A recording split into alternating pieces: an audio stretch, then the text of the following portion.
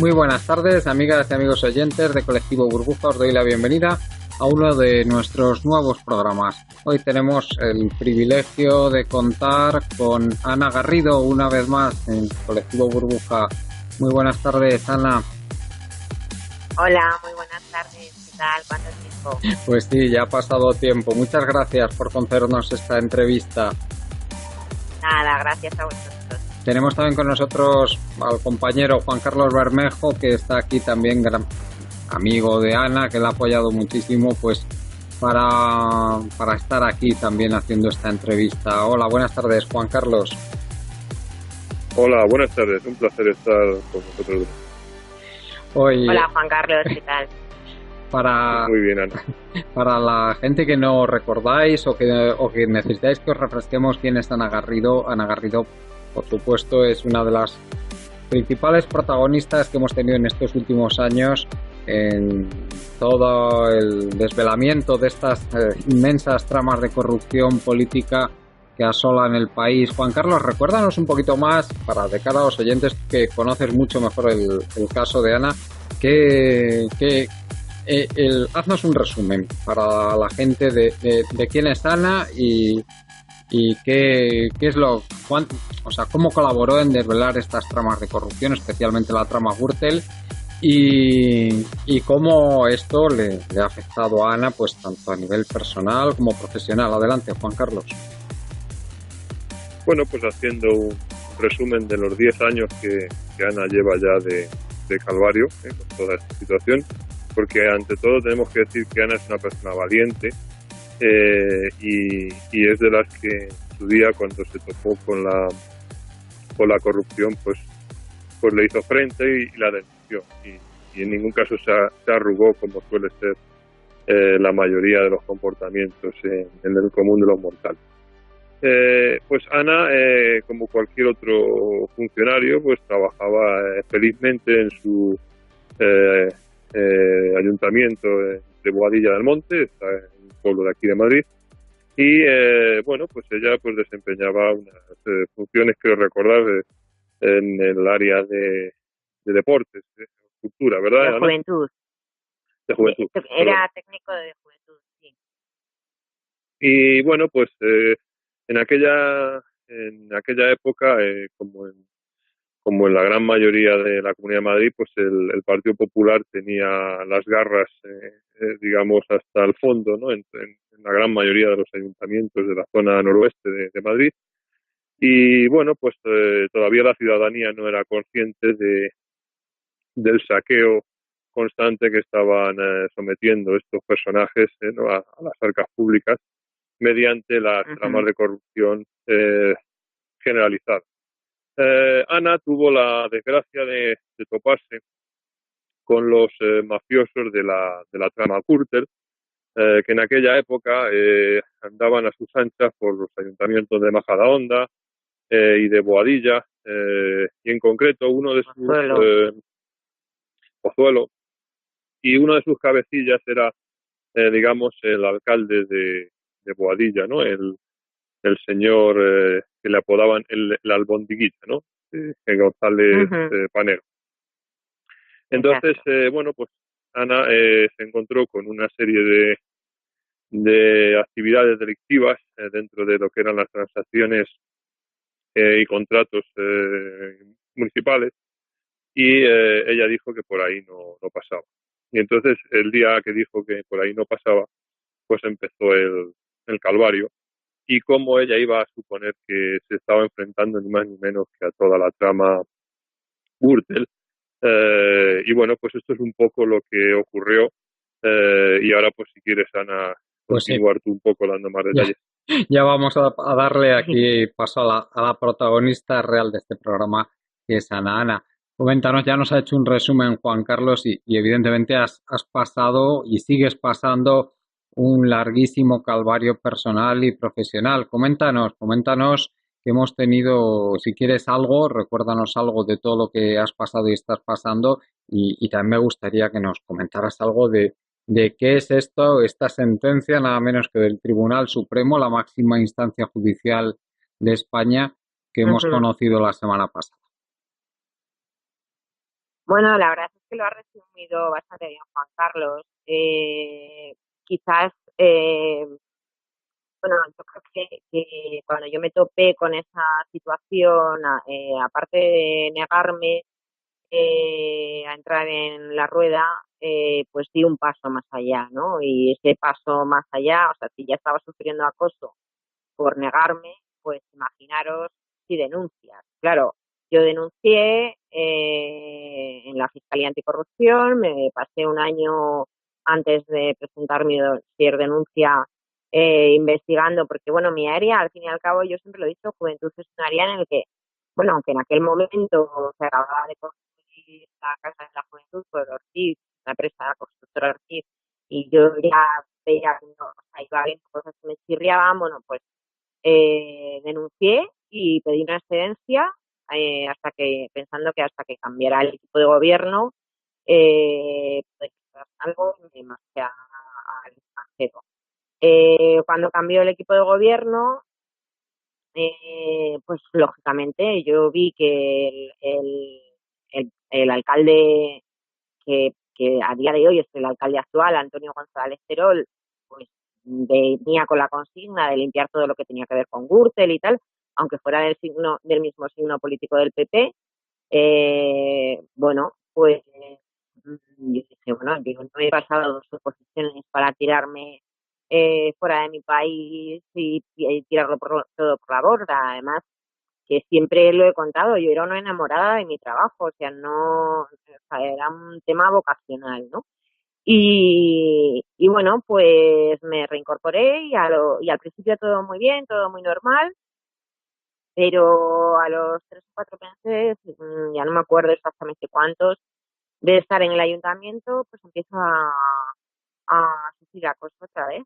Y, entonces empiezo a sufrir acoso que yo no daba crédito, porque yo decía, pero vamos a ver, esta gente no tiene nada que ver con lo anterior, si yo a este hombre no le he hecho nada, ¿por qué estoy sufriendo las represalias? Las represalias eran, bueno, ya me llamó la atención, sin hacer nada, que una vez me echaron una bronca porque me decían que me habían visto comiendo o desayunando con un policía judicial. Yo decía, bueno, primero que no era un policía judicial, era un compañero de trabajo, pero y aunque hubiera sido así, yo, ¿qué pasa? O sea, es que no puedo, no sé, no, si ellos no tienen nada que ocultar, pues, o sea, al contrario, yo estaría orgulloso de tener un trabajador que colabora con la policía, pero bueno.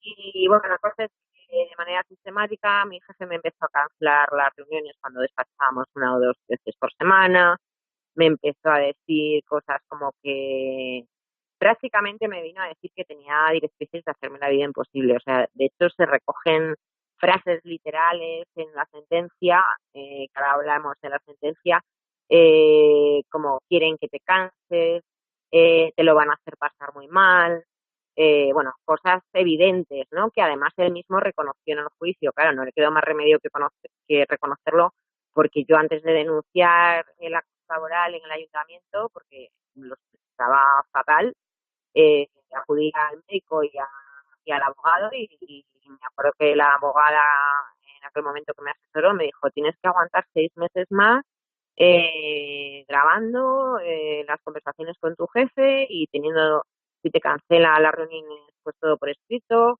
Me hacían hacer trabajos, como me acuerdo que era el Plan General de Juventud, que era el grueso de mi trabajo, y yo me dedicaba a trabajar y me lo paralizaban. Y luego de repente me hacían una prórroga para que lo hiciera en 3 meses, lo que no me habían dejado hacer cuando es un trabajo que requiere mucho tiempo. Bueno, o sea, era evidente, ¿no? Y entonces yo me acuerdo que me dijo la abogada que esto es una de las cosas que la gente, me gustaría aclarar porque hay gente que no lo entiende muy bien. A ver, yo era personal fijo por oposición, ¿no? Entonces, los laborales fijos tenemos como los mismos requisitos y la misma rigurosidad a la hora de entrar en un ayuntamiento. Quiero decir, pasamos una oposición y la única diferencia es que si tenemos un problema con la empresa, en este caso en el ayuntamiento, en vez de ir vía contencioso administrativo, va vía juzgado de lo social, como si fuera una empresa privada, ¿no?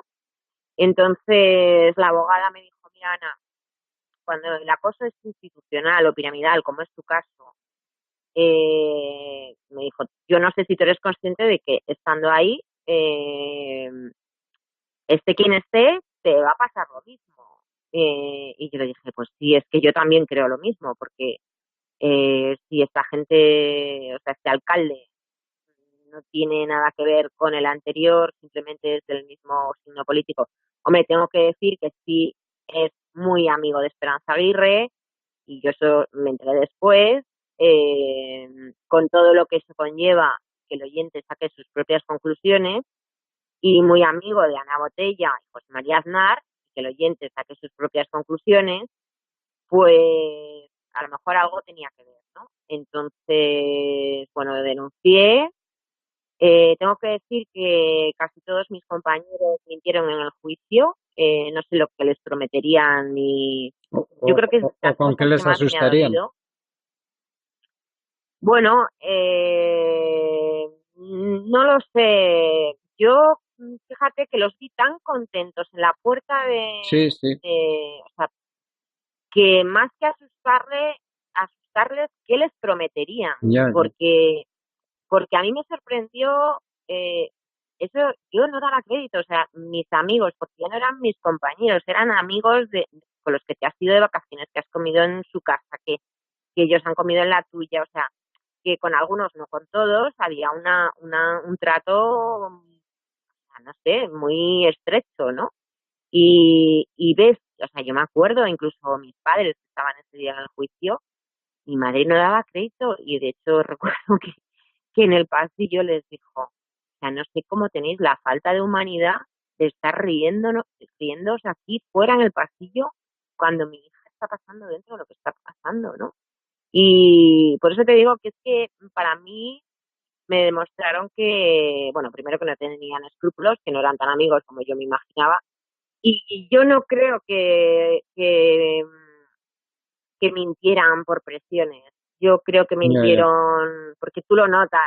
Igual que te digo que vi personas que sí lo estaban pasando mal mintiendo, otras las vi con un desparpajo y una alegría que yo no daba crédito. Y además, bueno, en ese juicio concretamente a mí la parte contraria, que era Sagardoy, era curiosamente, Sagardoy, el abogado que representaba a Cospedal en el caso Bárcenas, que para hacer un mero conflicto laboral, como ellos decían, pues se tomaron muchas molestias, ¿no? Bueno, la cuestión es Ujú. que a pesar de todos estos falsos testimonios, gracias a mis grabaciones, pues claro, al concejal inmediato, Adolfo Arias Cabaloyes, no le quedó otro remedio que reconocer que sí que era su voz y que había dicho eso, pero sería otra cosa. Bueno, el juez creo que fue bastante justo en ese sentido y vamos, dio él clarísimamente lo que estaba pasando. Entonces, bueno, ahí yo pensé que eso se terminaba. Y lo que iba a decir es que la opción que me planteaba el abogado era que cuando es un despido, o sea, un acoso institucional, te dan la opción de que tú renuncies a tu puesto de trabajo, eh, y entonces eso es equivalente a un despido improcedente. Entonces yo opté por esa situación. Quiero decir, a mí no me echaron, que mucha gente, a ver si te reincorporan. Yo digo, pero ¿cómo que me reincorporen? Si yo no quiero volver a mi celda de castigo en la vida. O sea, yo sé que, a ver, me costó trabajo tomar la decisión en el sentido de que tirar por la borda 20 años de trayectoria profesional con 40 años o 41 que tenía yo entonces, pues dices, bueno, ¿y ahora qué, no? Y recuerdo que mi padre me decía, pero hija, ¿y lo vas a tirar todo por la borda? Y yo le decía, mira, papá, esto es como si estás en un campo de concentración y tú lo que quieres es salir. O sea, no te planteas si fuera ahí agua o comida o lo que sea. Entonces, bueno, pues a partir de ahí yo pensaba que, y mira que me lo habían avisado, me puse en contacto con una asociación que me ayudó muchísimo, PRICAM, una asociación que ayuda a personas que sufren acoso laboral, y me dijeron, Ana, no te asustes si ahora que ya no estás en tu lugar de trabajo, se aumenta el acoso. Y yo no lo entendía, ¿no? Porque es que cómo me van a hacer algo si ya no estoy allí, ¿no? Entonces, bueno, pues lo que pasó es que no se pudo ejecutar la sentencia porque ellos recurrieron al TSJ de Madrid y bueno, pues llegó un momento que a mí se me terminó la baja y al final, bueno, pues cuando recurrieron al Tribunal Supremo, pues se ejecutó parcialmente la sentencia. Es decir, yo me quedé sin puesto de trabajo porque yo había optado por esa decisión, pero al recurrir ellos, pues no te indemnizan. Y entonces, eso supone que te ves en la calle desprotegida y con un montón de pleitos abiertos.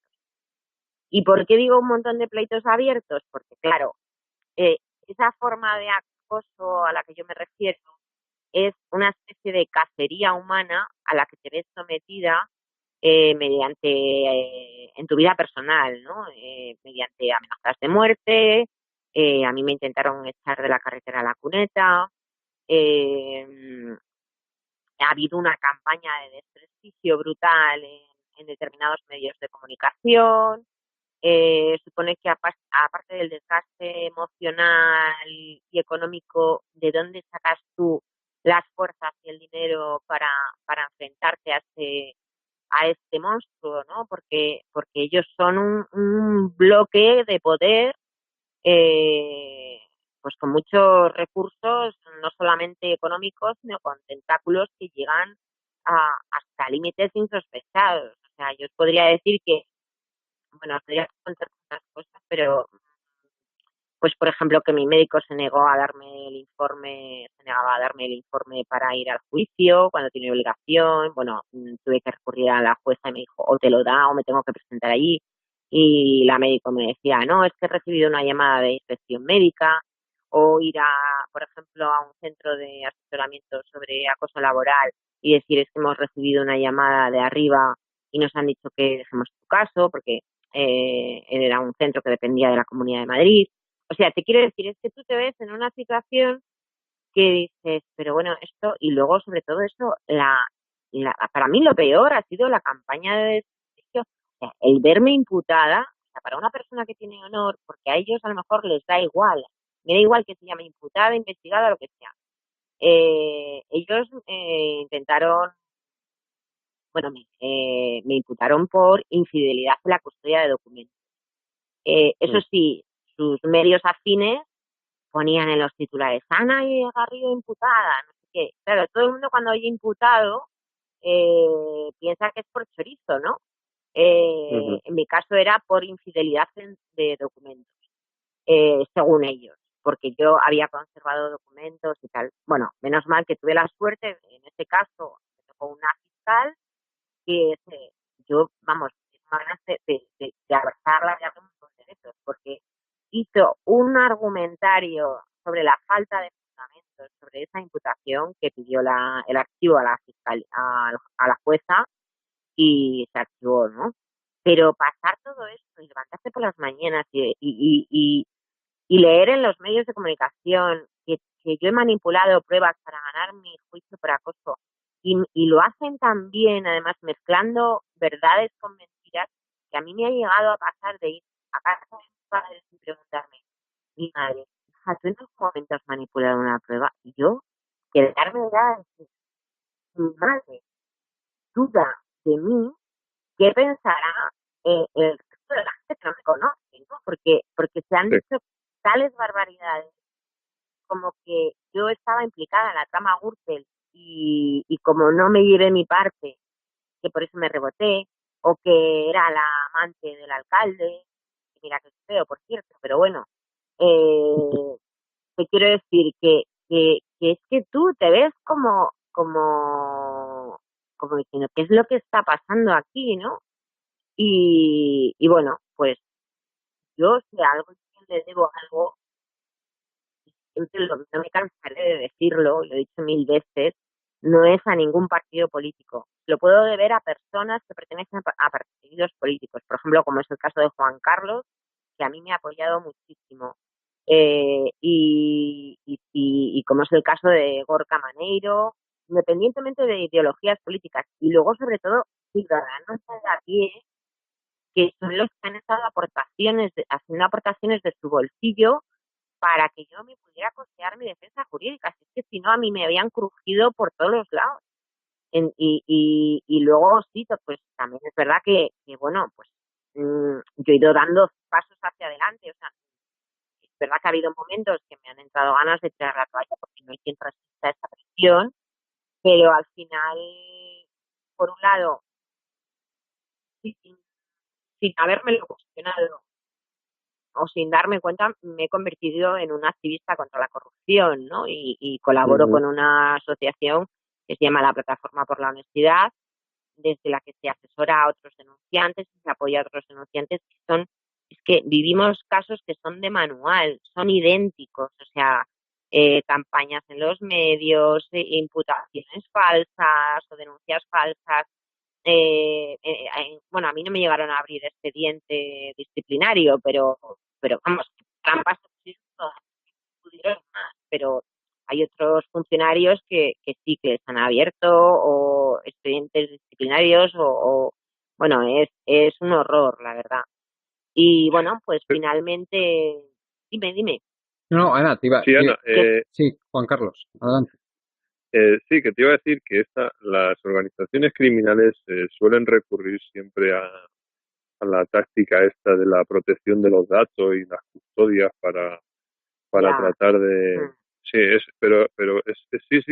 además, es muy perversa esa legislación de los datos y de las custodias y todo esto, porque realmente muchas veces sirve de arma para arrojadiza precisamente contra los denunciantes de corrupción, porque además luego todo el aparato que ellos manejan, tanto a nivel económico como mediático, pues lógicamente eso es su favor. Pero Ana, en los es así, ¿no? O sea, tú esto es lo que has vivido, ¿a que sí? Sí, o sea, además que tú fíjate qué paradoja desde el punto de vista legislativo. O sea, tú como funcionario tienes la obligación de denunciar un delito, pero luego resulta que te pueden acusar de infidelidad en la custodia de documentos o de relaciones sexuales. Entonces, ¿cómo te comes eso? O sea, ahí hay una contradicción que yo espero que algún día se arregle.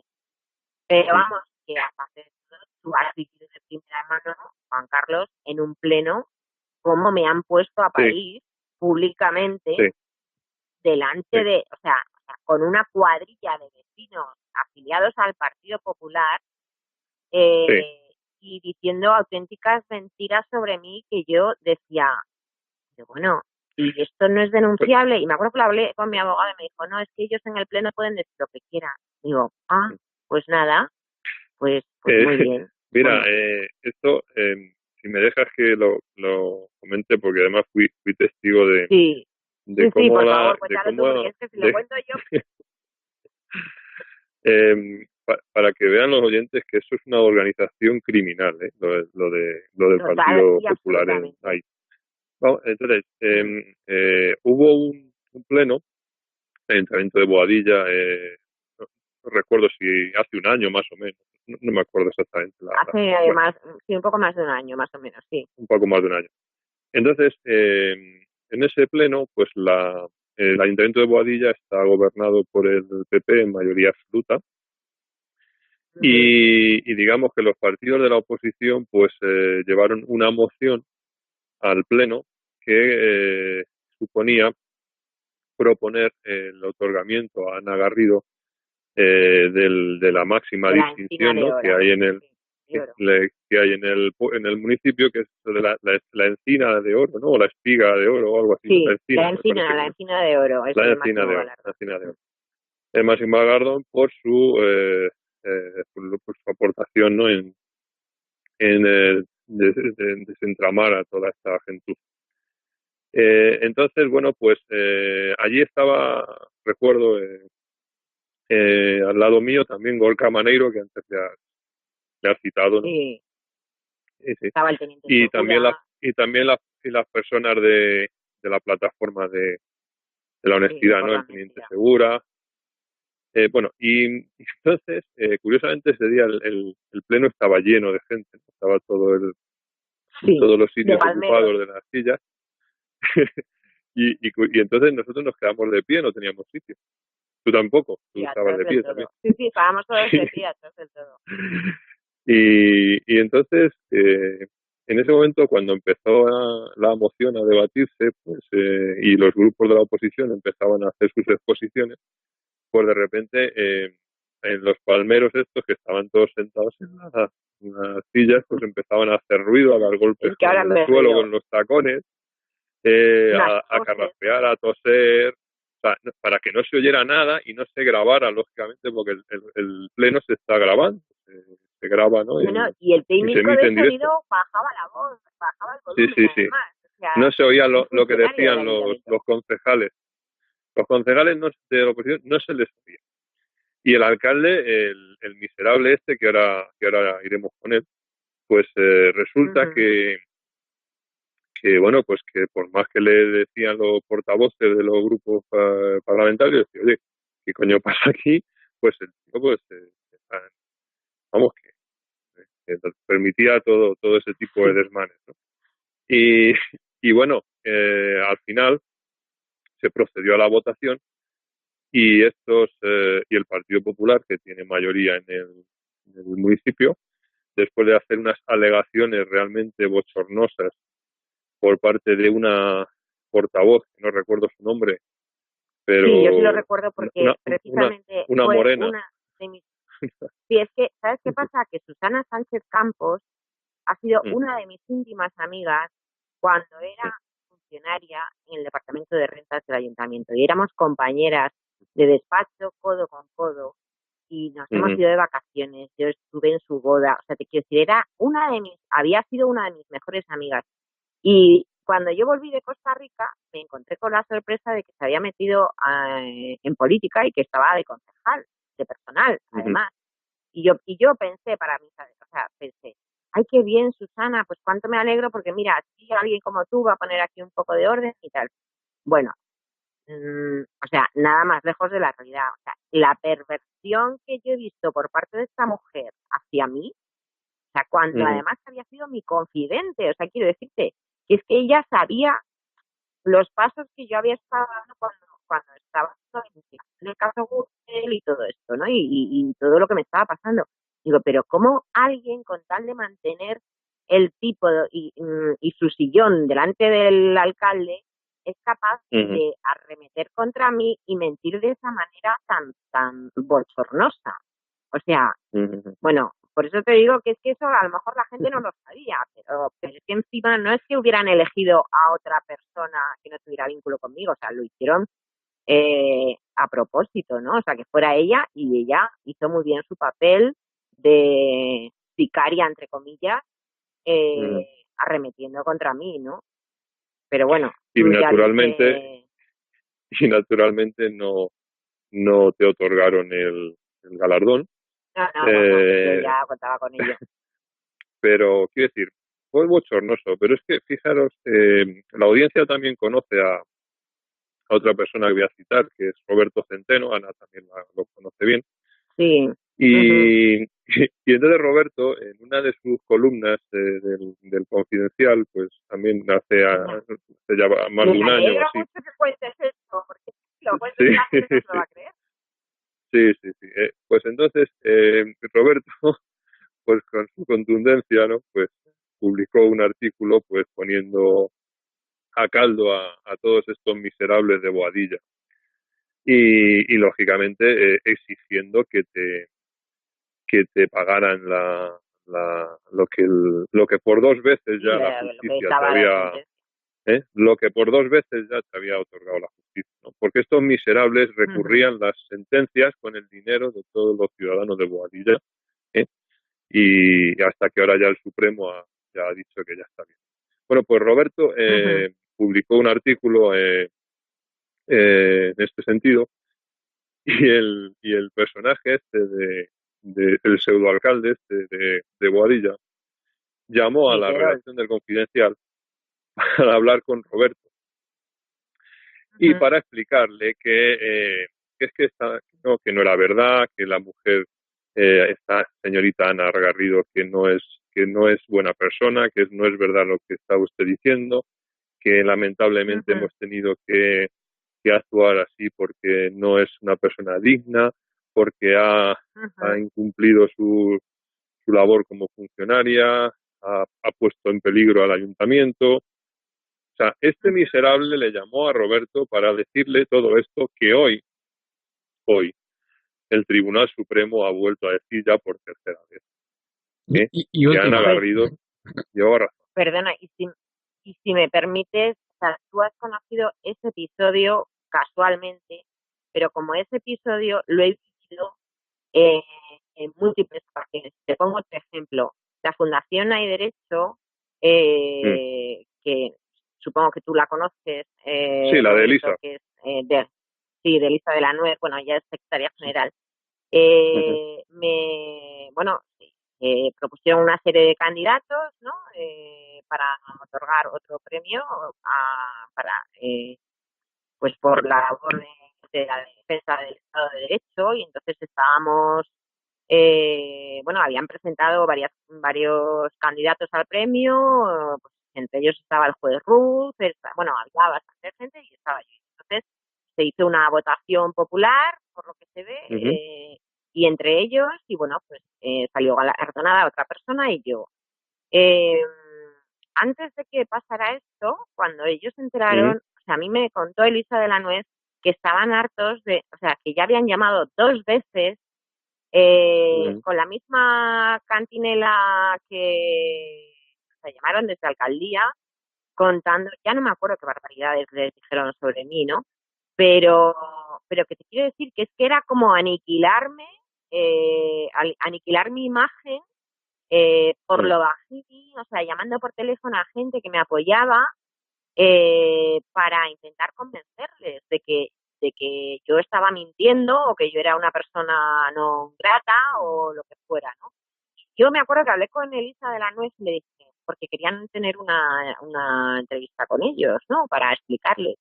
Y yo le dije, mira, Elisa, te pido por favor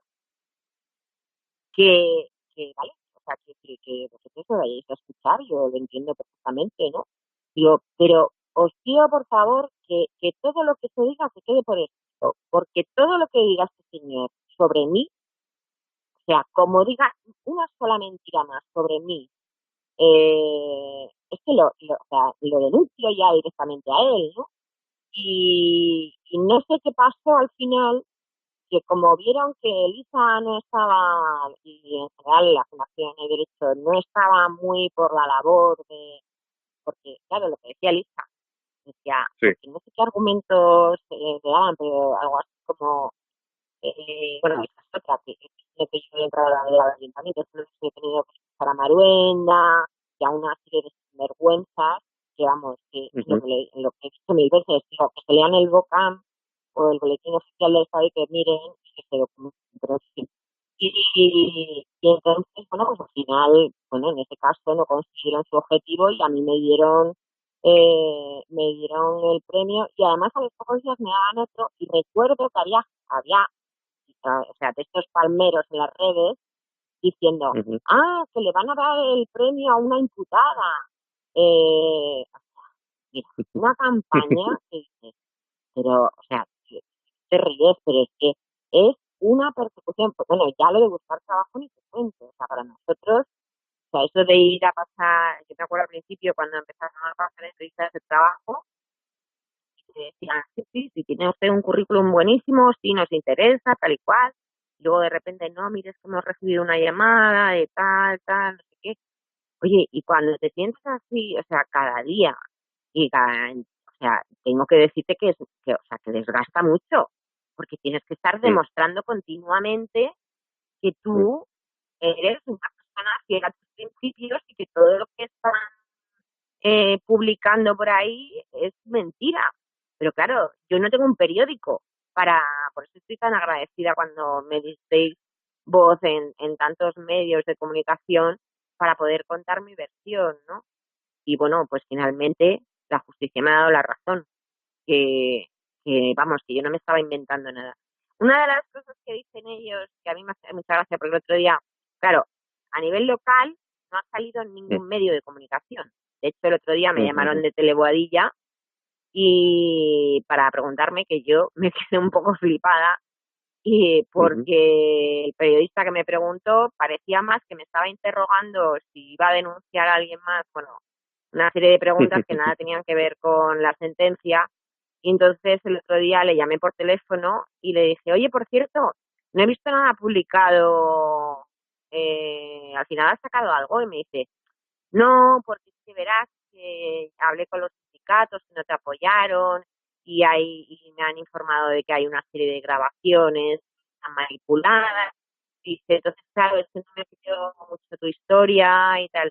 Y yo le dije, mira, pues si no te crees mi historia, no sé, primero no sé para qué me llamaste. Y luego además me quedé pensando, pero qué historia ni historia, pero si es que lo ha hecho un tribunal, ya no es que diga yo mi historia es tal o mi historia es tal. O sea, es que no hay vuelta de hoja. Si un tribunal dice que he recibido acoso, pues he recibido acoso. Y lo que os iba a decir es que ellos, claro, es verdad que, mira, la estrategia de mi abogado en ese sentido, que fue muy buena y yo al principio no la entendía, me decía, Ana, cuando pongamos la demanda por acoso laboral, no lo vamos a vincular con nada que tenga que ver con Gürtel, aunque tú y yo sabemos que es por eso, porque a ver, si yo no he tenido ningún problema durante 20 años trabajando y resulta que empiezo a tener problemas en mi lugar de trabajo justo después de esto, pues bueno, pero me dijo, no vamos a plantear nada que tenga que ver con Gürtel. Dice, porque yo no quiero que el juez se asuste. O sea, quiero que llegue a un juzgado de lo social, que lo vea como un caso de acoso normal y corriente sin saber la trascendencia que hay detrás, ¿no? Y tengo que decir que me alegré muchísimo de haberle hecho caso, ¿no? Porque al principio no lo entendía. Y ahora dicen esto, lo leí otro día en un medio local de Boadilla, es el único que está publicado, pero claro, con la versión del ayuntamiento, a mí ni me llaman para contrastar, ¿no? Diario de Boadilla, que parece que es que tienen ahí una cuota mensual para ponerme a parir, diciendo que según fuentes municipales, que en las sentencias es verdad que no aparece que tenga ninguna vinculación con el caso Gürtel. Y efectivamente es cierto, en la sentencia no pone que tenga ninguna vinculación con Gürtel. Pero vamos, que no hay que ser muy, muy listo para saber, sino a cuento de qué, o sea, yo, vamos, es que, no sé, para mí está tan claro, tan evidente o sea, una persona que lleva 20 años trabajando en un lugar, que da igual que sea una empresa privada, que sea un sitio público, y a raíz de que presenta una denuncia que afecta a su partido, empieza a recibir acoso laboral. Pues para mí es blanco y en botella, y si no, ¿por qué me han estado acosando? Que me lo cuenten. O sea, Y luego otra de las cosas que se escuda el alcalde, que dice que él, que tal y como yo he reconocido en un documento legal, no sé en qué documento legal será, pero vamos, que yo no le considero a él mi acosador. Y yo, o sea, hay algo que quiero decir públicamente. Vamos a ver, si yo he tenido un concejal inmediato que me está diciendo frases como quieren que te canses, te lo van a hacer pasar muy mal, esto, yo de verdad te lo digo, todavía me estoy planteando llevar a este señor a un juzgado a testificar, porque está claro que si te están diciendo eso, hay alguien que te lo está diciendo. ¿Y quién es ese alguien? Hombre, pues yo entiendo que ese alguien es su superior jerárquico inmediato. Habría que preguntarle, en este caso, a Terol, si era él o es que también a él le decían directrices de más arriba. O sea, eso todavía está por ver, ¿eh? Sí, Ana. Porque, dime. Sí, te quería preguntar, nos queda claro que tú a nivel personal pues estás contenta con lo que has hecho y estás contenta contigo misma y con tu conciencia, pero si lo vas a valorar para lo que ha servido, ¿tú dirías que realmente ha servido para que por lo menos lo tengan un poco más difícil los corruptos? Todo lo que ha Hombre, pasado. vamos a ver. Yo sí creo que ha servido para algo, aunque no sea proporcional a lo que tendría que haber ocurrido. sea, ni para ellos ni para mí. O sea, yo recuerdo una vez en mi trabajo que me decía una compañera, de esas que decía que no había cosa, y me decía, ¿y te compensa? Digo, ¿cómo que sí me compensa? Digo, vamos a ver. Digo, ¿a quién le compensa que la acosen? Oye, que yo no he hecho nada malo. Y yo cumplí con mi obligación y son ellos, ¿no? Los que me están acosando. O sea, a nadie le compensa que la hagan. Y luego, en lo que se refiere a los políticos, que es lo que me has preguntado, eh, a ver, por supuesto, yo lo he hecho mil veces. Yo lo volvería a hacer, pero lo volvería a hacer de otra manera. Yo he aprendido mucho en todo este camino, por supuesto, y ahora a veces cuando asesoro a denunciantes de corrupción, pues les digo, o sea, les hablo de muchos errores que yo cometí. O sea, yo uno de los errores que cometí es buscar un intermediario para preservar mi anonimato y me equivoqué de interlocutor, que era Manos Limpias. Eh, claro, yo no iba a saber quién era Miguel Bernard ni Manos Limpias. A ver, a mí me dicen que hay un sindicato que defiende a los funcionarios en temas de corrupción y yo dije, bueno, pues reúne el perfil. Claro, yo el segundo día que salí por aquella puerta, cuando me dijo Miguel Bernard, y lo ha reconocido públicamente, que nada más contárselo yo, que lo puso en conocimiento de Esperanza Aguirre, la mayoría de nosotros lo que hacemos es ponernos en manos del verdugo. Y luego, en cuanto a las penas y lo que ha ocurrido a los corruptos o presuntos corruptos, que aún hay algunos que todavía no están condenados, ¿no? Porque ahora está visto para sentencia la segunda pieza de Gürtel, pero quedan, si no recuerdo mal, son 8 o 9. Eh, yo tengo verdadero interés en saber qué va a pasar, por lo menos con la parte que a mí me toca, que es la parte de Boadilla. Yo por lo que veo, las penas que se están pidiendo y las entradas y salidas de la cárcel de los, bueno, algunos ya no son presuntos, pero quiero decirte que a mí me parece desproporcionado. O sea, y todavía, el otro día estábamos viendo a Correa decir, o sea, todavía estaba como indignado que qué pintaba él en la cárcel, que él tenía todo el derecho del mundo a hacerle regalos a Namato porque era su amiga. Pero, oye, o sea, pero ¿y por qué no cuenta? Sí, pero es que a cambio a mí me adjudicaban determinadas obras o determinados, bueno, no sé, este circo que se montan entre ellos. Yo creo que esta gente, a ver, han estado muy arriba, y muy arriba significa que, pues que estaban por encima del bien y del mal. Ya de entrada, estar en la cárcel o estar sentado en un banquillo para ellos es un palo, porque si ni siquiera están acostumbrados a abrir la puerta de su coche, porque siempre se la abre alguien, no te quiero ni contar verse en esa situación, ¿no? Moralmente, bueno, pues entiendo que están pasando lo suyo.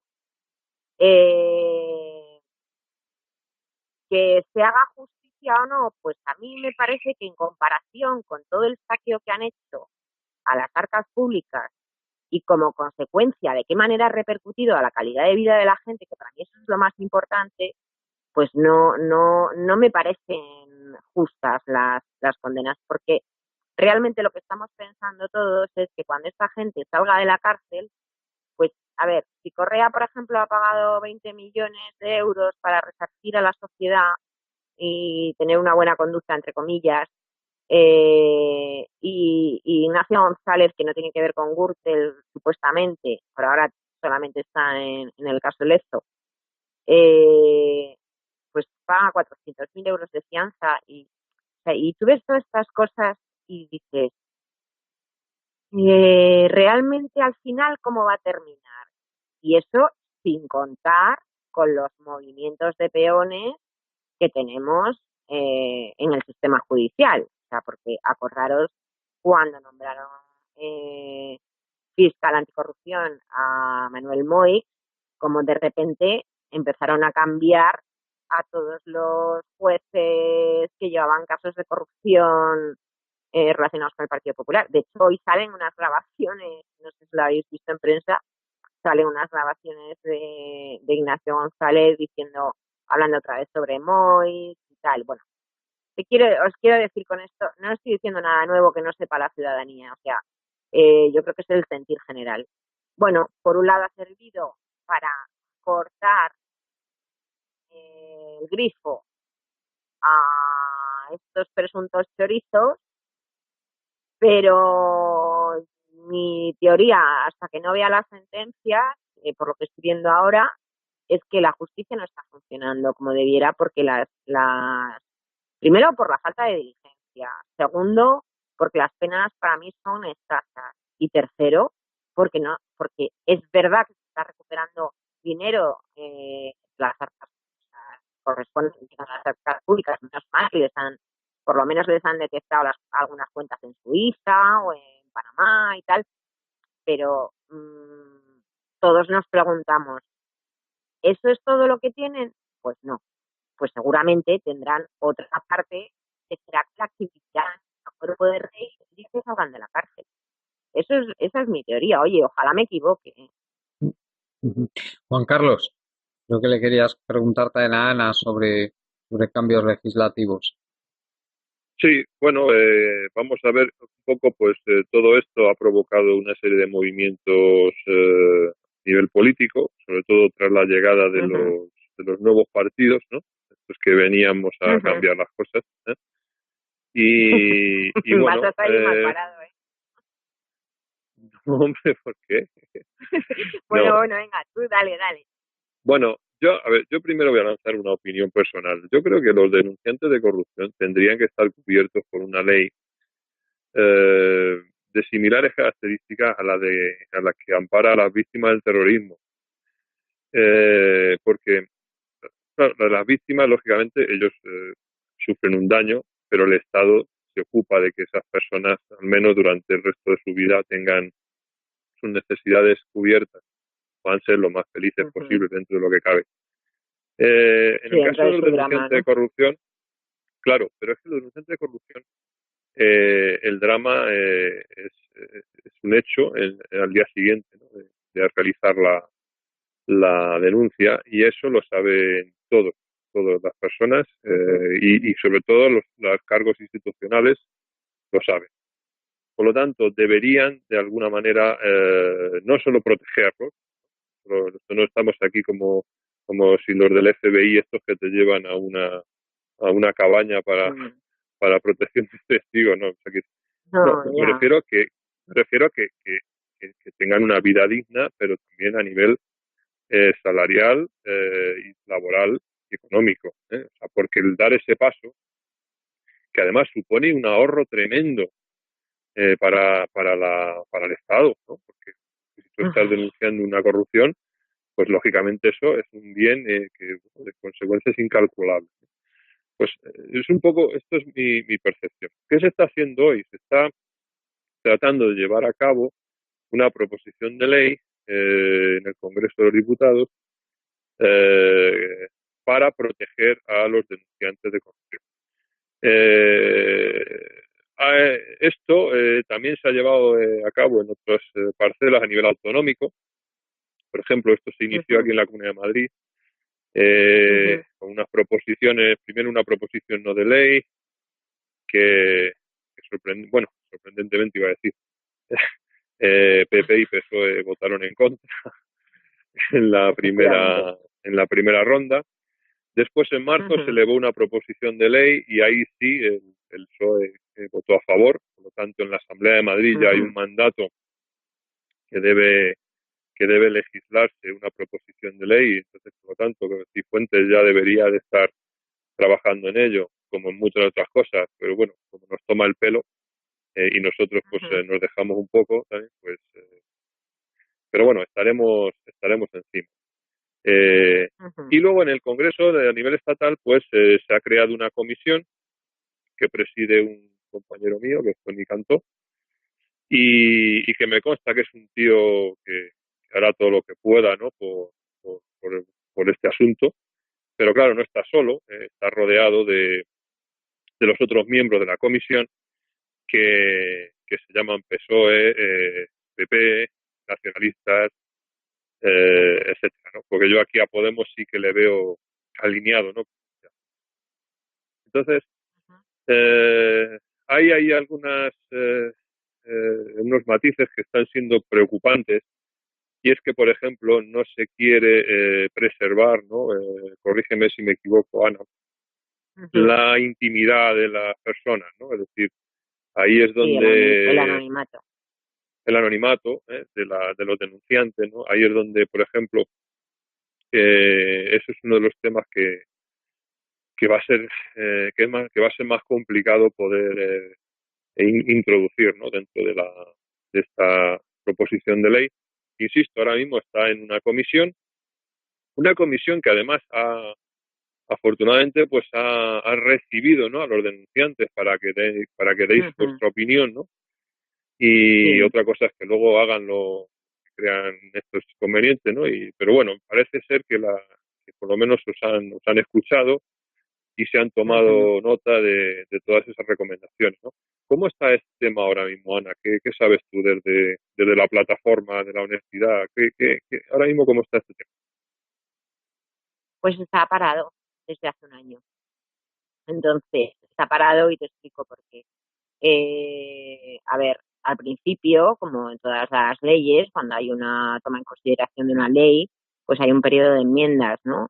Eh, Desde luego, que yo sepa, está parado. A lo mejor me estoy perdiendo algo y estamos informados, que también puede ser, pero lo que está ocurriendo es que se va, hombre, es lógico que se vaya aplazando el periodo de enmiendas, porque hay que escuchar no solamente a la plataforma, sino a otras organizaciones que luchan contra la corrupción, Ujú.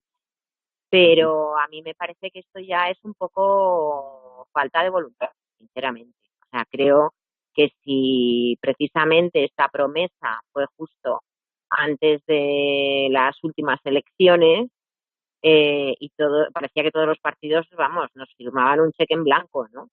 Pero luego la realidad es que pasaron las elecciones, se empezó a trabajar, es verdad que nos han escuchado y en algunas cosas estamos de acuerdo. Por ejemplo, estamos de acuerdo en que no solamente habría que proteger al funcionario, sino también al denunciante de una empresa privada.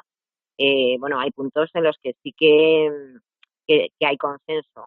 Pero para mí, vamos a ver, para mí hay dos cosas que están fallando. Una, que esto vaya tan lento, o sea, quiero decir, no le están dando la prioridad y la importancia que desde mi punto de vista requiere. Es decir, un partido, me da igual cuál sea, ¿eh? O sea, aunque la ley la llevó o sea, la toma en consideración de la ley la llevó al Congreso Ciudadanos, eh, el resto de los políticos, para mí, eh, están actuando con la misma tranquilidad o pasividad que Ciudadanos. O sea, quiero decir, si es una ley tan urgente para erradicar la corrupción en nuestro país y que la gente se anime a denunciar, porque es la semilla o el hilo del que se tira para poder llegar a recuperar dinero que se ha expoliado y se ha robado de las arcas del Estado. Oye, me parece que como mínimo requiere no sé, cierta diligencia, y más en la situación en la que nosotros nos hemos visto. O sea, nosotros no somos víctimas con todos mis respetos, víctimas de una enfermedad. Nosotros somos víctimas de haber cumplido con nuestra obligación como ciudadanos. Mm, mm. Y entonces, en ese sentido, creo que desde un punto de vista político hay que ser ejemplarizante y no permitir que se haga lo que se hace con nosotros. Y con respecto a que si va a haber acuerdo o no al final con la ley, pues a ver, fíjate, a mí más que el tema de la protección del anonimato y tal, que bueno, yo me acuerdo que Nacho Prendes nos decía, pero ¿cómo vamos a proteger a alguien si no sabemos sus nombres? Hombre, vamos a ver, es que es un tema un poco delicado para tratar, ¿no? Porque, mm, a ver, hay muchas formas de proteger a un testigo. O sea, un testigo protegido, tú hablabas antes de, ahora mismo la única ley de protección que hay en este sentido es la protección, ¿cómo se llama?, de peritos y testigos que tiene más que ver con la lucha anticorrupción y con el narcotráfico que con otra cosa. Entonces, yo recuerdo que en su momento, antes de que pasara todo esto de la ley, yo pregunté a una secretaria judicial cuando ya estaba viendo que iban a por mí, dije, bueno, no hay nada que a lo que nos podamos acoger que nos proteja, o sea, pero ya en lo que se refiere a nuestra integridad física, ¿no? Entonces nosotros propusimos, y que para mí esto es la base de todo,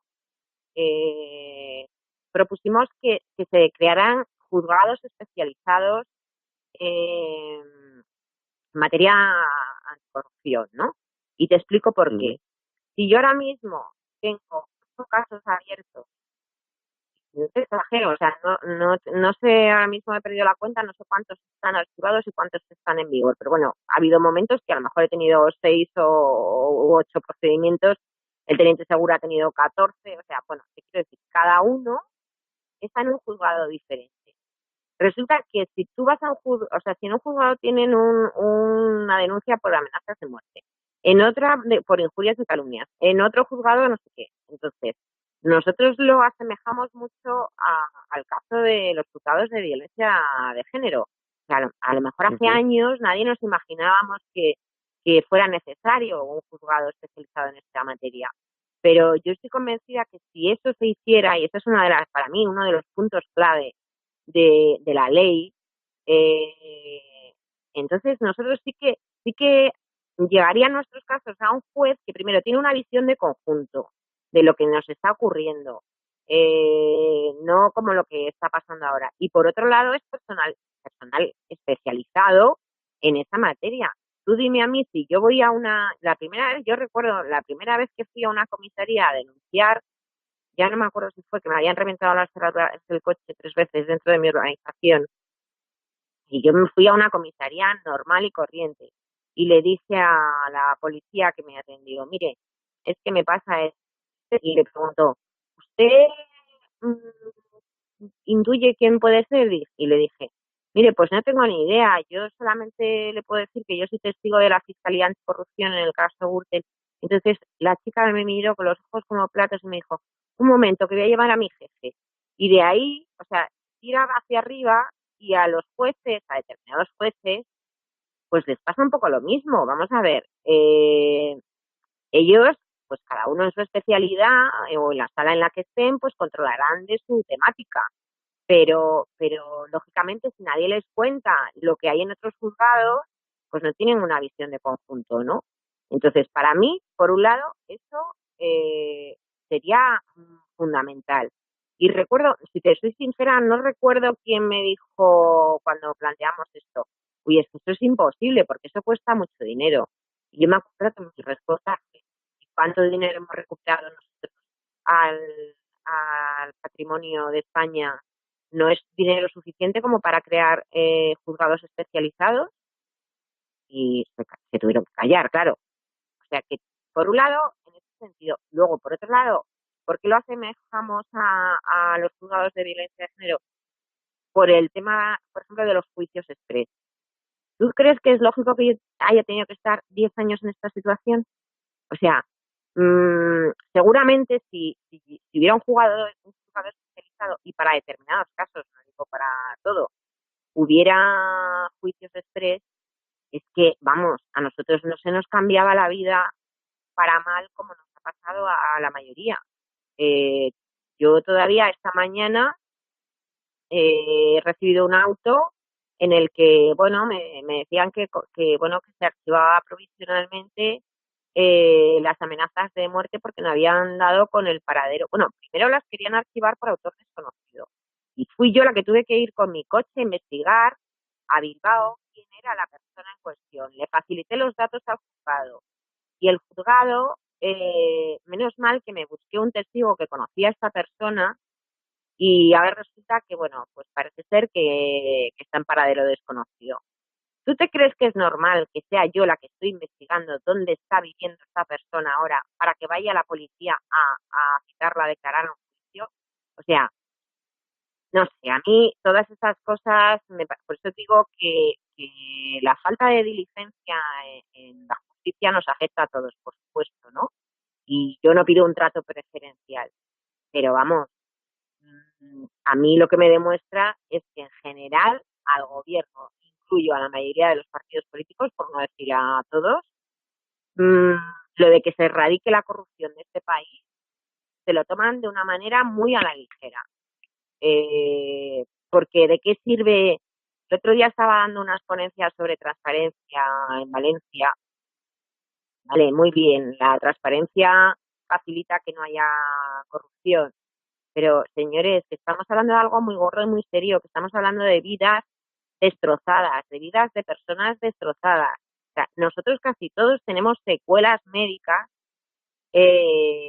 que nos impiden llevar una vida normal. O sea, yo es verdad que de cara a la galería parezco muy fuerte y bueno, sí, me considero una persona muy fuerte, pero yo hay días, a día de hoy todavía, que no me puedo levantar de la cama del agotamiento que tengo. O sea, que roza la fatiga crónica por el desgaste que supone. Más, no te quiero ni contar la de pesadillas que sigo teniendo, que duermo 4 o 5 horas diarias, no duermo más lucha por llegar a final de mes y poder comer. O sea, me parece que esta ley de protección al denunciante, con todos mis respetos, me parece puro marketing, eh, porque no hay voluntad política. Y si hubiera voluntad política, ya estaría la oposición metiéndole caña a Ciudadanos. O sea, que no culpabilizo solamente a Ciudadanos, culpabilizo en general a todos los partidos políticos, bueno, pues que parece que están a por uvas, que yo no digo que no estén haciendo su trabajo, estarán muy dedicados a otras cosas seguramente, porque tendrán muchas ocupaciones, pero bueno, a mí me parece que esto es bastante urgente, teniendo en cuenta que afecta a, a la calidad de vida de todos los españoles. O sea, que si erradicas la corrupción, pues ya, o sea, de paso, no habría recortes en sanidad, en educación, o sea, que recuperaríamos la calidad de vida que teníamos antes. Pero entonces Bueno, yo en ese sentido, pues, bueno, bueno, a ver, yo creo dime, que dime. Sí, yo si se quieren las simplemente, cosas, sí, perdona, Juan Carlos, sí. sí, si las cosas se quieren, se hacen y se A hacen eso voy. rápido y bien. Porque con los miles de asesores y semi ayudantes y etcétera, etcétera, que tienen todos a su alrededor, Mm. y bueno, aparte de todo el aparato de juristas del Estado, es decir, que si se quiere, en el Congreso eso se Claro, hombre. ventila.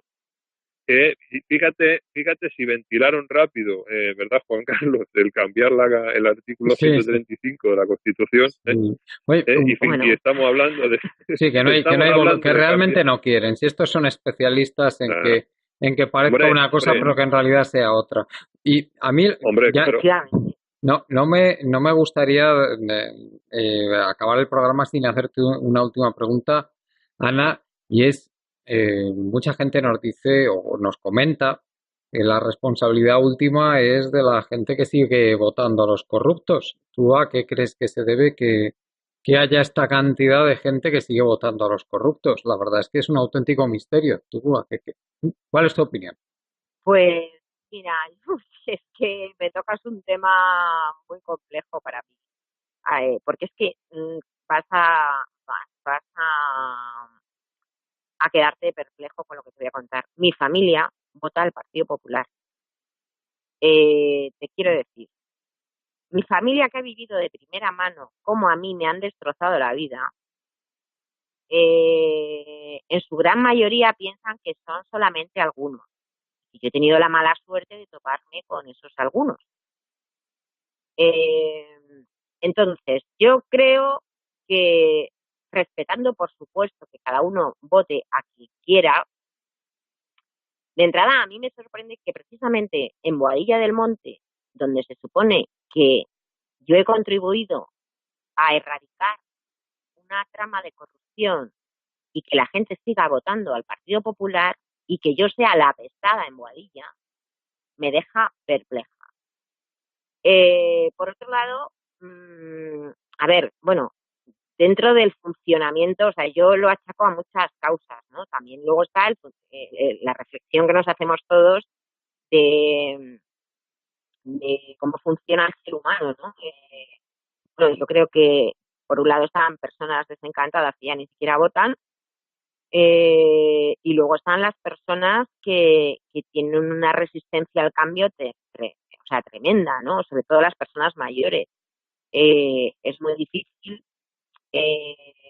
A ver, no sé cómo explicar. Yo creo que hay personas que en un momento dado nos hemos significado con alguna ideología política y de la misma manera que tú vas creciendo y evolucionando a nivel personal y vas descubriendo cosas las que antes uno se equivoca, ¿no? Y dices, bueno, pues vas descubriendo que lo que hay, que en tu entorno también hay instituciones o hay estructuras que no funcionan y que no merecen, vamos, ya han demostrado que no se puede confiar en ellos, ¿no? Pero aún así, sigo pensando que hay muchas personas que, primero, la política del miedo esta les ha funcionado estupendamente al Partido Popular, ¿no? O sea, que vienen los de Podemos, que yo ni soy de Podemos ni soy de ningún partido, ¿eh? Pero que me da igual que sea Podemos, que sea Izquierda Unida o que sea Ciudadanos, que sea esa política del miedo, bueno, y en época de elecciones hubo muchos chistes, ¿no? Bueno, es que vamos a ir a peor, pero ¿a peor de qué? Yo recuerdo un chiste que veía dos comiendo debajo de un puente y uno decía, no, no, es que vamos a ir a peor, y es un poco esa sensación. Y luego tengo mi teoría particular, pero esta es mi teoría particular, que basada solamente en la intuición y que todo el mundo dirá que estoy equivocada porque es imposible y porque tal y pascual. Pero bueno, yo no sé, a lo mejor es que vivo en Matrix, como llevo tantos años viviendo en una especie de Matrix, para mí tiene mucho que ver que la labor de Indra en los resultados electorales. Y insisto, es mi opinión.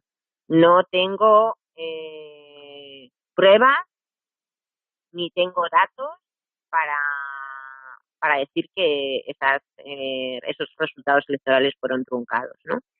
Pero a mí me resulta muy llamativo porque, claro, la gente dice, no, no, no, no puede ser un problema de Indra porque los votos se hace el recuento en las mesas electorales y luego es Indra quien se encarga de... Vamos a ver, señores, o sea, Indra ya hizo pucherazo en Ecuador, si no recuerdo mal, son los resultados electorales. Tendría que verificarlo para hacer esta afirmación con tanta contundencia, pero yo recuerdo que me documenté en aquel momento y vi los antecedentes de Indra. Y además es que conozco en mi entorno personas que trabajan en Indra en puestos de responsabilidad y da la casualidad de que, bueno, esto no hace falta que lo diga yo, es que ha salido en los medios de comunicación la implicación de Indra en una serie de adjudicaciones del Partido Popular, de estas que son como hiper mega millonarias, que también puede ser casual, ¿no? Pero claro, yo cuando junto casualidades, pues al final me monto mi propia teoría y a lo mejor me equivoco, insisto, porque tendría que hacer un trabajo de investigación ahí muy exhaustivo para poder afirmar algo así, ¿no? Pero no lo descarto. Bueno, yo no es la primera vez que lo digo en este programa. Si los de Podemos todavía se creen que perdieron 1 millón de votos así palabravas en las últimas elecciones, bueno, es que, de verdad, es que no sé en qué mundo viven. Pero vamos, en cualquier caso, si han sido estos de Indra, pues si han hecho eso, pues habrán seguido instrucciones, lógicamente, de quien haya sido, ¿no? Pero bueno. Y aparte se junta otra cosa también, Juan Carlos, que no se nos olvide la cantidad de problemas que han tenido, que tuvieron para votar las personas que ya no viven en España. Ah, bueno. O sea, yo tengo amigos que viven en Alemania, bueno, es que te cuentan las peripecias de las embajadas, de veces que tienen que ir a no sé cuántos kilómetros y tal, y precisamente esos no son votantes del PP, porque eso son gente joven que ha emigrado y efectivamente, y que lo que quiere es volver a su país y que a quien culpabiliza de esa situación, vamos, yo es que cada vez que me acuerdo no me acuerdo qué ministra fue, que estaba muy bien lo de que los jóvenes se fueran fuera de España porque así generaba la movilidad y la interculturalidad, yo pensaba, pues que se vaya ella, ¿no? O sea, porque no es lo mismo irte a hacer un intercambio cultural que tener que desprenderte de tu familia. ¿Cuántas madres conozco yo que están súper tristes porque dicen, pues que no veo a mi hijo porque se ha tenido que ir a trabajar fuera, ya lleva 3 años y seguramente se quede allí, nos vemos una vez al año? Oye, a mí me da mucha pena todas estas cosas, ¿no? ¿Y tú te crees que esa gente que estos que están en esta situación están votando al PP? Pues no, están deseando que su país se estabilice y para volver volver, claro, y, claro, poder estabilizar su vida en su país. Entonces ahí también claro. hay una cantidad importante de votos que no se nos puede olvidar, ¿no? Muy bien, Ana, pues a no ser que Juan Carlos te quiera preguntar algo, no vamos a robarte más tiempo. Eh, Eh, muchis- Sí. mm, Juan Carlos, no sé. Decíamos que la entrevista iba no, a no, ser de 20 mm, minutos, ¿no? sí, Pues yo, eso no, no, la verdad que nos hemos explayado y nada, que decirle que la aprecio mucho y que todos los miembros del yo colectivo también a ti. y que bueno, pues aquí tienes tu casa. Y bueno, si no lo haces tú, lo voy a hacer yo antes. Voy a recordarles a los oyentes que estas Navidades tienen, tienen la oportunidad maravillosa de adquirir unas preciosas pulseras, pendientes, collares que Por hace a supuesto. mano con mucho cariño nuestra querida Ana y pueden Sí, ¿Y tienes tienda web, verlo, por Ana, favor. también? ¿O no? sí. ¿El qué, perdona? Que si tienes tienda web también para tus cosas. Sí, la acabo de inaugurar. Mira, bueno, Juan Carlos conoce cómo ha estado funcionando. Yo he estado vendiendo, sobreviviendo, haciendo artesanía, bueno, bisutería artesanal a través de Facebook. Mi marca se llama Gotas de Alma, pero por fin he conseguido, y os digo por fin porque me hackearon la página ya 3 veces, también son casualidades de la vida, ¿no? Pero bueno, Qué casualidad. eh, sí, sí, de esas casualidades que nos pasan Eso. a nosotros. Pero bueno, la cosa es que por fin acabo de inaugurar mi tienda online que se llama chicayeye.com y hay bisutería y complementos ya no solo hechos por mí, sino que he hecho también una selección de bisutería hecha a mano con productos reciclados, bueno, una selección a mí me parece que es interesante, aparte de que son cosas bonitas, bueno, también tienen cierto sentido que va un poco en mi línea, ¿no? Ujú. Y aunque se llame Chica Yeye, hay complementos y bisutería también para hombres, que claro, es que el nombre, es verdad que yo, mi público mayoritario son mujeres, aunque tengo también muchos hombres, como Juan Carlos Bermejo, que compra a su mujer y a sus hijas. Y entonces, pues bueno, yo estoy ahora mismo rodeada de carretes de hilo, de abalorios y tal, preparando todos los pedidos que he recibido este fin de semana, afortunadamente. Y bueno, pues lo compagino con mi nuevo trabajo a media jornada, que empezaba este mes, en una radio digital, con un programa sobre la corrupción que se llama Lo que no nos cuentan. Pues eso, así que todo el mundo a comprar en chicayeye.com para estas navidades, que hasta que Mm. en la sentencia yo sigo aquí más pieza que nadie. O sea que, Y, en fin, y no muchas solo eso, gracias sino por... que todos los gastos judiciales que tienes, que eso es por supuesto una buena parte, o Uf, no sé yo, madre pero pues mía. desde luego va a ir destinado a eso, de lo que Mira, te... yo cuando la gente me dice, estarás muy contenta porque vas a recibir una indemnización de 90 y no sé cuántos mil euros.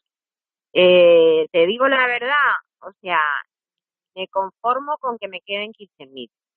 O Sí. sea, fíjate lo que te digo, porque entre abogados, o sea, yo según me llegue el dinero voy a tener que empezar a repartir, ¿no?